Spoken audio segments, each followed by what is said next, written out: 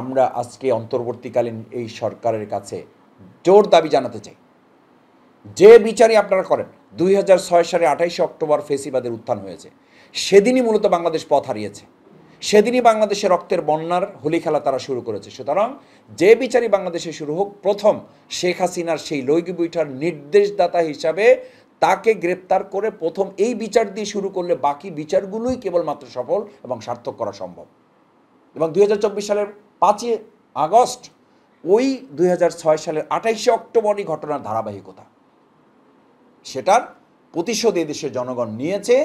যে শেখ হাসিনা একটা ফ্যাসিস্ট, শেখ হাসিনা একটা খুনি, শেখ হাসিনার মধ্যে কোনো মানবিকতা নেই। যদি মানবিকতা থাকে তাহলে একটা দলের কর্মীদেরকে সে কি করে লগি এবং বৈঠা নিয়ে আসার নির্দেশ দিতে পারে, কি করে তার দলের কর্মীদের হাতে AK-47 ধরিয়ে দিতে পারে, চাইনিজ রাইফেল ধরিয়ে দিতে পারে। সেই সময় আমাদের এই ভাইদেরকে হত্যা করে মানে সাপের মতো পিটিয়ে যারা মেরেছে, আমাদের ভাইদের লাশের উপরে নৃত্য করেছে, কতটা মানে ইমোশনাল ব্যাপার এটা। আপনারা আসলে ওই দিনের ঘটনাগুলো চোখে না দেখলে এগুলো বর্ণনা করে শেষ করা যাবে না, বর্ণনা করে তুলে ধরা যাবে না।